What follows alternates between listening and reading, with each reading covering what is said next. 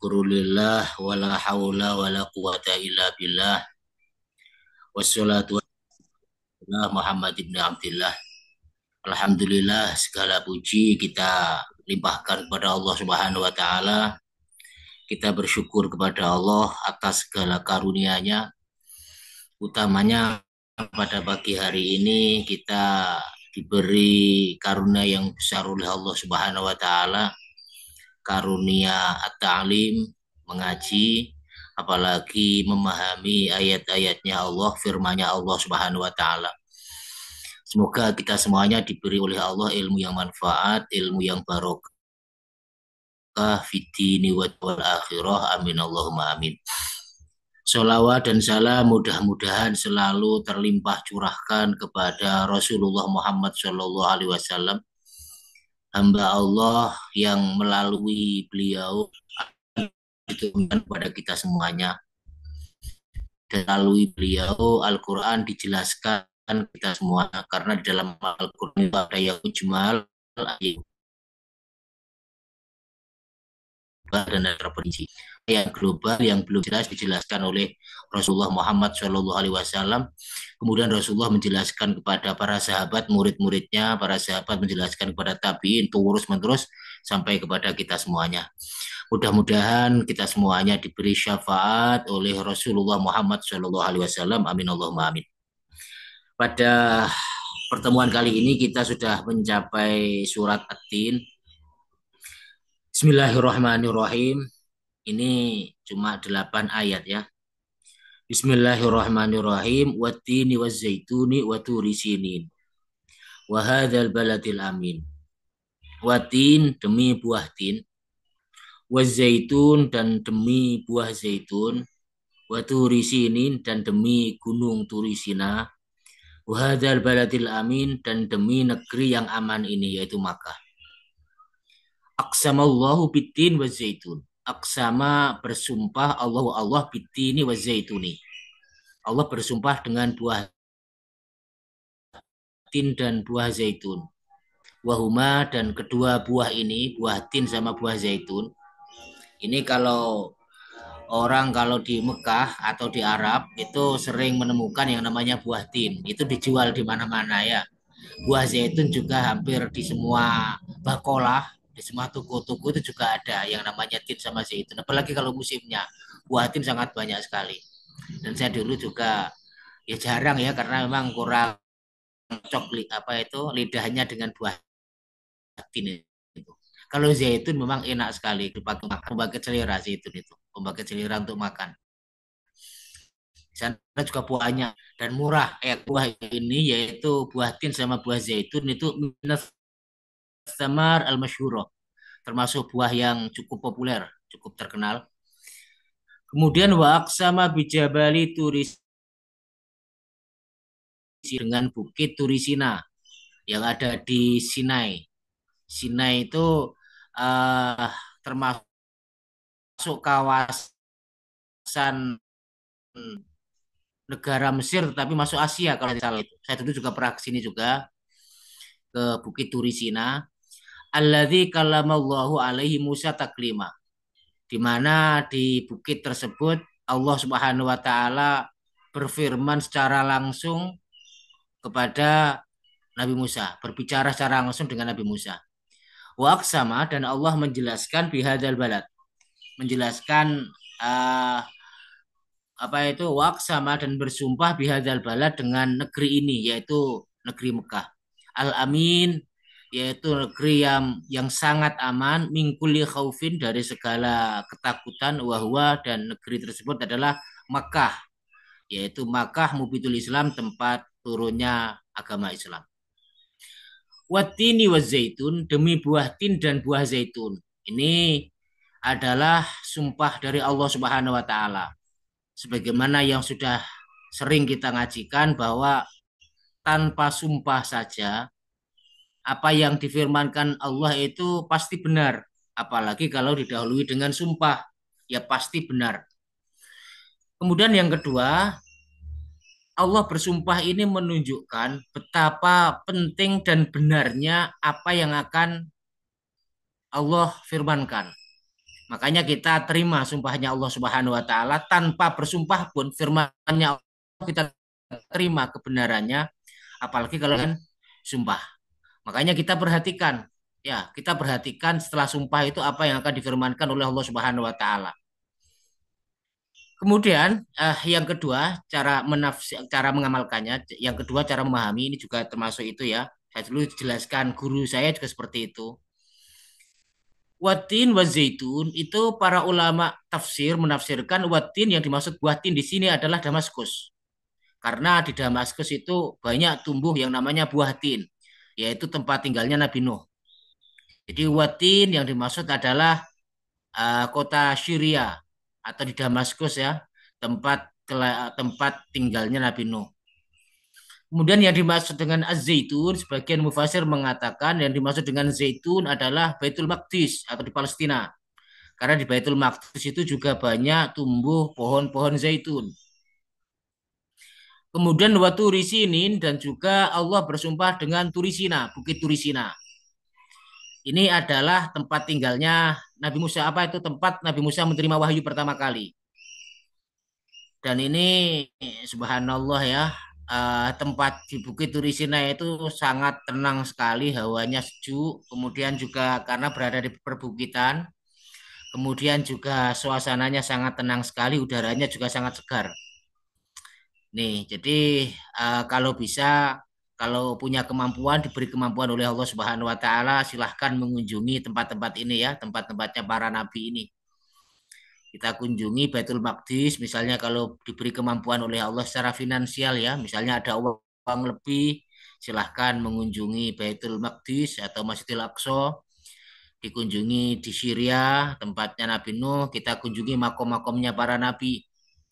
Ya, kita kunjungi makom-makomnya para nabi. Itu kalau mampu, kalau nggak mampu ya nggak usah ya. Jadi kalau mampu kita kunjungi tempat-tempat itu untuk ziarah, untuk memuliakan Rasulullah Muhammad, Rasulnya Allah Subhanahu Wa Taala, nabi-nabinya Allah Subhanahu Wa Taala. Ini tempat yang pernah saya kunjungi ya hanya Turisina ya, Syria belum pernah, Baitul Maqdis juga saya belum pernah.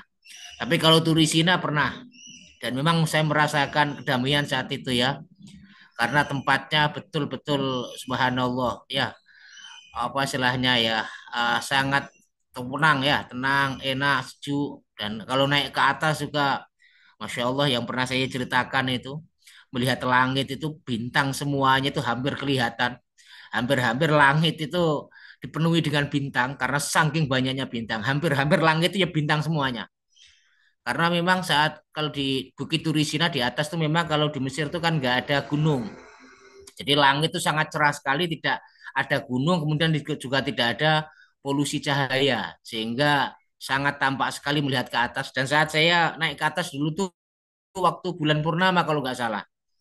Jadi sangat bulan itu gede banget, kelihatan kelihatan besar sekali, kayak berada di atas kita. Bisa kita gayuh, kayak kayak bisa kita gayuh. Itu saking besarnya bulan itu. Saya tuh juga takjub itu, takjub, masya Allah luar biasa indahnya. Ya subhanallah Rabbana ma khalaqta hadza batila. Ini juga tempat di mana Nabi Musa menerima wahyu dari Allah dan diajak berbicara oleh Allah Subhanahu wa taala. Kalau bisa, kalau ada apa kemampuan secara finansial ya, kita kunjungi tempat-tempat tersebut. Kemudian wahadzal baladin dan juga Allah bersumpah dengan negeri Mekah. Maksudnya di sini adalah al-baladil amin, yang dimaksud dengan negeri aman di sini adalah Mekah. Maksudnya adalah Mekah, kota Mekah ya, yang sering kita kunjungi. Orang Islam itu hampir semuanya kalau diberi kemampuan oleh Allah secara finansial ya pasti mengutamakan yang namanya pergi ke Mekah ini. Baik itu uh, menjalankan ibadah umroh ataupun menjalankan ibadah haji. Ini kalau punya kemampuan, kalau bisa ya menabung, apalagi ini dokter-dokter ya, kalau bisa ya haji, karena haji itu rukun Islam yang kelima, wajib untuk diprioritaskan, ya wajib untuk diprioritaskan. Yang belum haji segera haji, yang sudah haji sudah tidak perlu apa itu tidak wajib ke sana lagi. Ya, kalaupun ke sana hukumnya adalah sunnah. Ini adalah firman-firmannya Allah, ini adalah sumpah-sumpahnya Allah. Sekali lagi, kalau kita diberi kemampuan oleh Allah, kita kunjungi tempat-tempat tersebut. Kemudian Allah melanjutkan, Laqad khalaqnal insana fi ahsani taqwim. Laqad La sungguh kot benar-benar, ini huruf taukidnya dua, sungguh benar-benar kholakna kami Allah menciptakan al insana manusia fi ahsani takwim, ai fi ahsani surah, artinya adalah fi ahsani surah, sebaik-baik rupa, sebaik-baik bentuk. Ya kalau kita perhatikan kan manusia itu sebaik-baik bentuk ciptaan Allah Subhanahu wa taala dibanding dengan makhluk-makhluk yang lainnya. Makanya kita buktikan kebenaran firman Allah itu dengan cara mentafakuri manusia. Manusia itu betul-betul ahsanu takwim, betul-betul sebaik-baik rupa, sebaik-baik bentuk dibanding dengan ciptaan-ciptaan Allah yang lainnya. Coba manusia itu ya dikasih dasi, dikasih apa? Dikasih eh apa istilahnya gamis ya pantas, dikasih dasi, dikasih jas ya pantas, pakai celana pantas sekali, pakai kacamata juga pantas, pakai kopiah juga pantas. Lihat manusia itu indah sekali dari sisi rupa ya, dari sisi jasadnya saja indah fi ahsani taqwim. Beda dengan hewan. Ya, hewan ya nggak pantas kalau dikasih dihiasi nggak pantas. Kalau manusia dihiasi itu pantas sekali. Baik dari sisi lahir ataupun dari sisi batin itu manusia diciptakan oleh Allah sebaik-baik makhluk. Ya, sebaik-baik makhluk. Ya, dibanding dengan makhluk-makhluk yang lainnya termasuk makhluk gaib ya, termasuk makhluk gaib, termasuk jin dan lain sebagainya itu manusia sebaik-baik rupa. Makanya kita bersyukur kepada Allah kalau kita dijadikan oleh Allah sebagai manusia ya, diciptakan oleh Allah sebagai manusia karena manusia itu sekali lagi diciptakan Allah Subhanahu wa taala fi ahsani taqwim, sebaik-baik rupa. Makanya ah, tanda di antara kita bersyukur kepada Allah ya salah satunya adalah dengan mentaati Allah Subhanahu wa taala, imtitsalu awamirihi wa ijtinabu nawahihi, menjalankan perintah-perintah Allah dan juga menjauhi larangan-larangan Allah. Kemudian Allah Subhanahu wa taala melanjutkan tsumma radadnahu asfala safilin. Kemudian kami kembalikan manusia itu asfala safilin, serendah-rendahnya tempat, serendah-rendahnya tempat. Ini adalah takfir, peringatan dari Allah Subhanahu wa taala. Jika manusia yang dibuat, yang dibentuk oleh Allah sebaik-baik rupa, dikasih jasad yang baik oleh Allah, mau dikasih sandangan apa saja, mau dikasih pakaian apa saja, selalu pantas dari sisi lahir. Dari sisi batin juga dikasih pikiran oleh Allah, dikasih akal oleh Allah, dikasih hati oleh Allah. Kalau tidak digunakan dengan sebaik-baiknya, maka diancam oleh Allah Subhanahu wa taala. Apa itu? Summa nahu asfala safilin. Kemudian kami akan mengembalikan manusia itu asfala safilin, serendah-rendahnya tempat. Ya, naudzubillah, tsumma naudzubillah. Makanya kita waspada ya, waspada dengan ancamannya Gusti Allah. Jangan sampai kita direndahkan oleh Allah, jangan sampai kita dihina oleh Allah Subhanahu wa taala. Kita sudah dibuat oleh Allah, sudah dibentuk sedemikian rupa, sebagus mungkin maka kita syukuri dengan menjalankan perintah-perintahnya Allah dan juga menjauhi larangan-larangannya Allah Subhanahu wa taala. Kemudian Allah menjelaskan, ini am, ya sifatnya am. Semua manusia akan dikembalikan ke tempat yang terendah. Apa itu neraka? Jadi maksud terendah di sini adalah neraka. Aitsumma nahu. Kemudian kami Allah akan mengembalikan manusia itu ilanar kepada ke neraka. Ilam yuti'illah. Jika tidak taat kepada Allah, wa yattabi'ur rusula dan tidak mengikuti Rasul.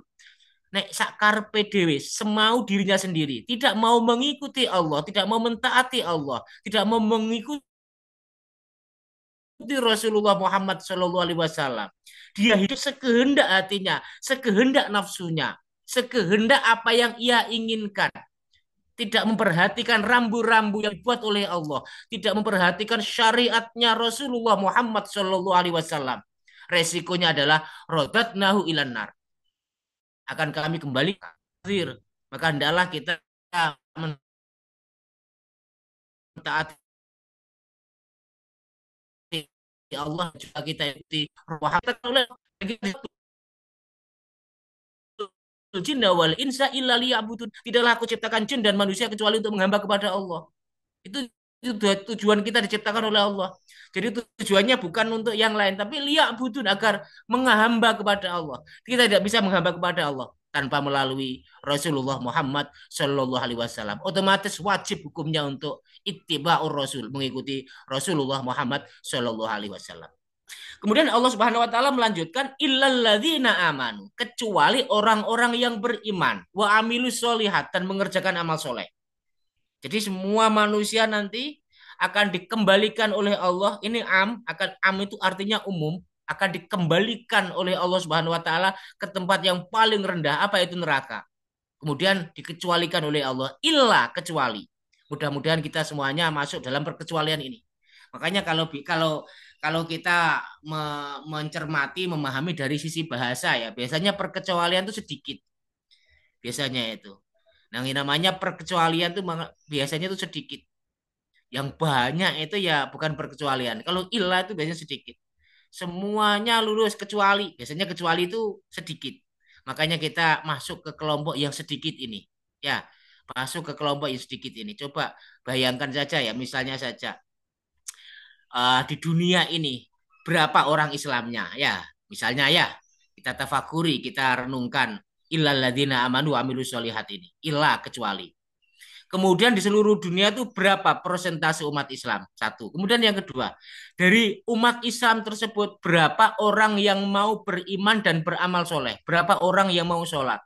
Berapa orang yang mau zakat? Berapa orang yang mau puasa dan lain sebagainya? Ini kalau dikerucutkan akan semakin sedikit, sedikit, sedikit. Makanya kita berusaha, kita belajar, berusaha semaksimal mungkin untuk selalu menjadi orang-orang yang beriman dan beramal baik ini agar tidak termasuk orang-orang yang direndahkan dan dihina oleh Allah di akhirat kelak. Ya, kita belajar untuk menjadi al-qolail, ya termasuk golongan al-qolail, orang yang sedikit. Siapa itu?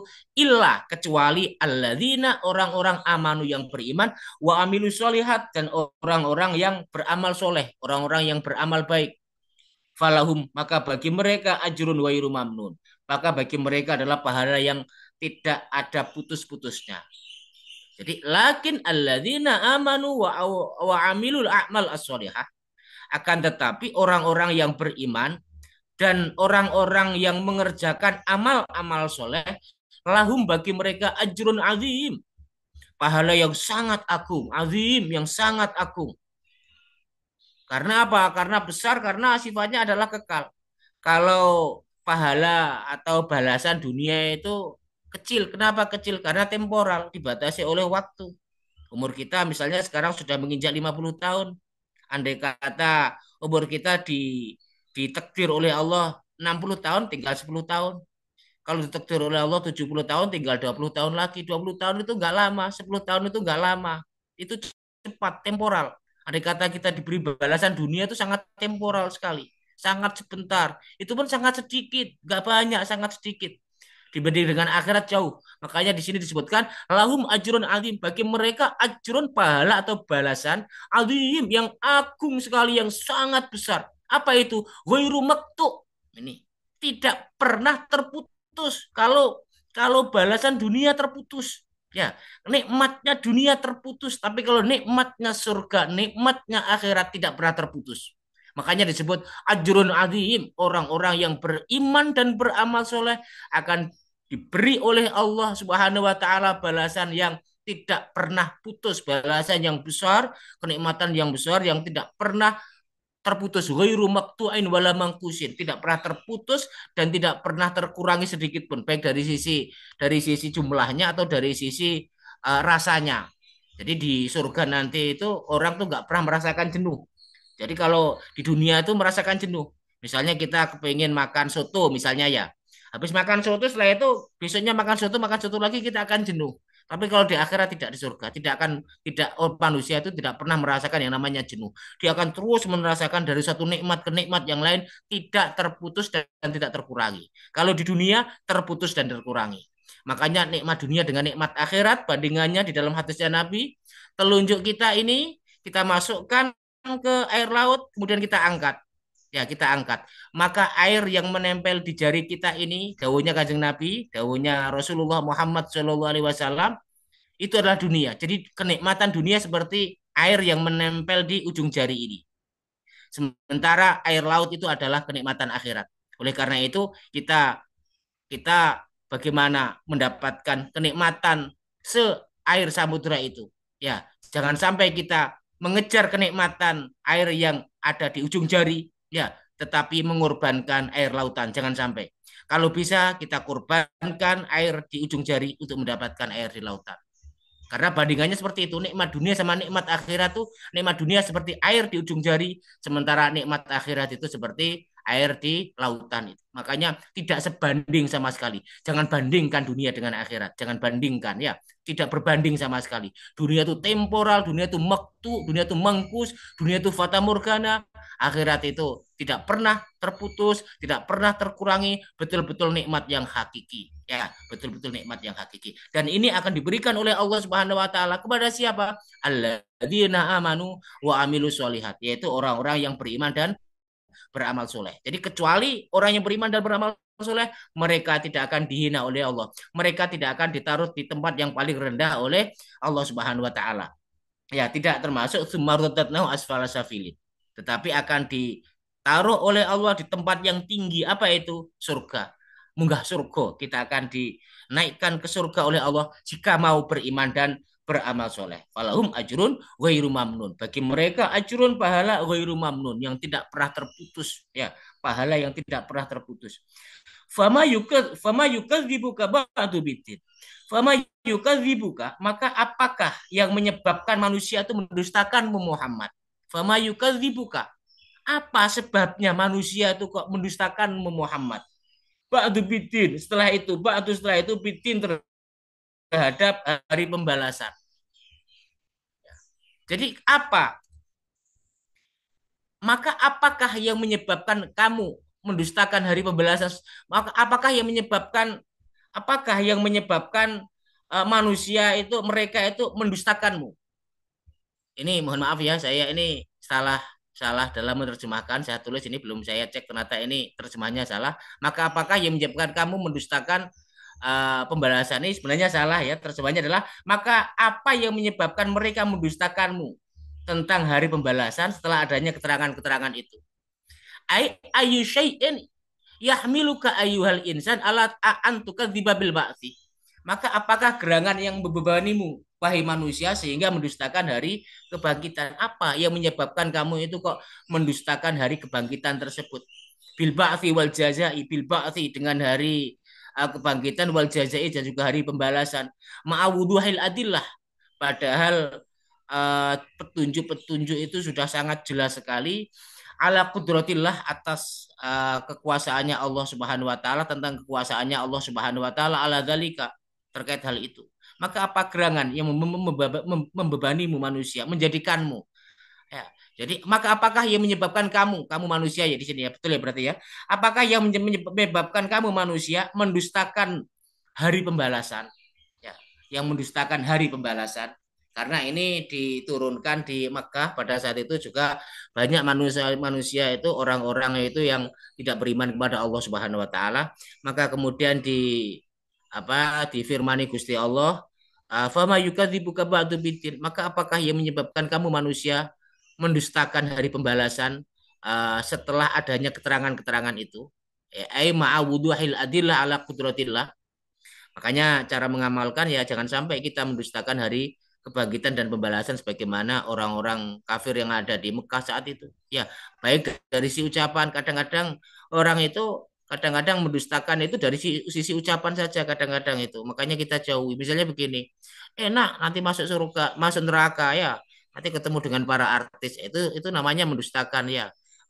Hati-hatilah, hati-hati dengan ucapan meskipun meskipun ya guyon, kalau bisa jangan dipakai untuk bercanda ya, kalau bisa jangan dipakai untuk bercanda. Makanya kita ah, belajar, kita jauhi sejauh-jauhnya mendustakan hari pembalasan itu, baik dari si ucapan, tindakan maupun keyakinan. Kemudian kita benarkan hari pembalasan. Ya, kita benarkan dengan ucapan kita, dengan tindakan, termasuk tindakan kita ya. Termasuk tindakan kita, jangan sampai tindakan kita itu bisa menjerumuskan kita ke dalam api neraka. Ya dengan cara apa? Dengan cara beriman dan beramal soleh. Termasuk dalam hal keyakinan. Ya, yakin harus betul-betul al-iman, rukun imannya itu ya, yang ada 6 itu kita yakini betul adanya surga, adanya neraka, adanya hari kebangkitan, hari kiamat dan lain sebagainya. Yaitu dengan perkataan, perbuatan dan sebagainya. Kemudian kita gunakan petunjuk-petunjuk kemahakuasaannya Allah itu untuk menangkal berbagai godaan-godaan, bisikan-bisikan yang masuk ke dalam hati. Kadang-kadang itu kita dibisikin, Allah untuk apa sholat apa itu sholat sungguh-sungguh toh orang masuk surga itu bukan karena amalnya tapi karena rahmat Allah, kan ada dalam hadisnya kanjeng Nabi itu semua manusia itu masuk ke surga itu karena rahmatnya Allah, bukan karena amal. Termasuk engkau Muhammad, iya termasuk aku. Itu jangan sampai hadis itu kita jadikan sebagai alibi, ya alasan kita bermalas-malasan dalam menghamba kepada Allah Subhanahu wa taala. Jangan sampai kita salah menangkap, kita gunakan itu sebagai alibi, sebagai alasan kita untuk bermalas-malasan tidak mau menghamba kepada Allah Subhanahu wa taala. Kemudian yang terakhir, alaihissallahu biahkamil hakimin, bukankah Allah itu hakim yang seadil-adilnya? Bala wa ana ala dzalika minasyahidin. Setelah ada ucapan ini kita disunahkan untuk mengatakan bala wa ana ala dzalika minasyahidin. Betul ya Allah, Engkau adalah seadil-adilnya hakim yang paling adil. Bala wa ana ala dzalika minasyahidin. Bala betul, wa ana dan saya ala dzalika atas hal itu ya Allah minasyahidin, termasuk orang-orang yang menyaksikan bahwa Allah itu paling adil. Ini yang sudah sering kita ngajikan. Jika di dunia itu ada hakim yang paling adil, maka Allah jauh lebih adil dari hakim yang paling adil itu. Jika di dunia itu ada orang yang paling baik, maka Allah lebih baik daripada orang yang paling baik itu. Jika di dunia itu ada orang yang paling pemurah, maka Allah jauh lebih pemurah daripada orang yang pemurah itu. Makanya Allah itu selalu menyandang maha maha maha, termasuk maha adil ini. Ini kalau hakim yang paling adil paling kan hanya memutuskan perkara dari sisi bukti-bukti fisik ya. Tapi kalau Gusti Allah tuh fisik dan non fisik ya, fisik dan non fisik. Jadi batin kita saja Allah tahu ya. Apalagi lahir kita ya Allah tahu, batin kita ya Allah tahu. Kita sembunyikan ya Allah tahu. Bahkan tidak ada, bahkan daun jatuh pun Allah tahu. Wa ma yasqutu min waraqatin illa ya'lamuha. Tidaklah daun jatuh kecuali semuanya diketahui oleh Allah Subhanahu wa taala. Makanya ya otomatis alaihissallahu biahkamil hakimin, ya iya ya pasti, makanya bala wa ana ala zalika minasyahidin. Oleh karena itu kita yakini pada hari kiamat termasuk hari pemisah ya antara yang hak dan yang batil, pemisah antara mukmin dan kafir, mana yang beriman dan mana yang beramal soleh, mana yang kafir dan mana yang buruk, semuanya akan diberi balasan oleh Allah dan nanti akan dipisah di akhirat nanti. Di dalam ayat yang lain juga dijelaskan. Kemudian kita yakini bahwa Allah itu maha adil. Jika di dunia ini ada hakim yang paling adil, Allah jauh lebih adil lagi. Kemudian yang terakhir, kita amat sangat berharap semoga kita semua diberi rahmat Allah, diberi belas kasih Allah Subhanahu wa taala, dosa-dosa kita diampuni oleh Allah, kesalahan-kesalahan kita dihapus oleh Allah, amal baik kita terima oleh Allah Subhanahu wa taala. Sebelum saya tutup, saya teringat dulu ada orang Arabi pernah tanya kepada Kanjeng Nabi, "Ya Rasul, nanti di yaumul hisab, di hari kiamat nanti siapa yang mengadili ya Rasul?" Yang mengadili adalah Allah Subhanahu wa taala. Terus Arabi tadi mengatakan, "Alhamdulillah." Loh, kenapa kalau alhamdulillah? Yang mengadili kok Gusti Allah. Gusti Allah itu kan maha baik. Kalau manusia habis kita, tapi Gusti Allah kan yang mengadili. Gusti Allah itu maha baik. Karena maha baiknya Gusti Allah maha pengampun, maha rahmat, maha belas kasih dan lain sebagainya. Itu mungkin yang bisa saya sampaikan Mas Agung pada pagi kali ini. Saya kembalikan kepada Mas Agung. Iya, matur nuwun sangat Ustaz atas pemaparan dari surah At-Tin dari ayat ke-1 sampai dengan ayat ke-8 ini. Mungkin ada satu pertanyaan dari hadirin bisa melalui kolom chat atau secara langsung.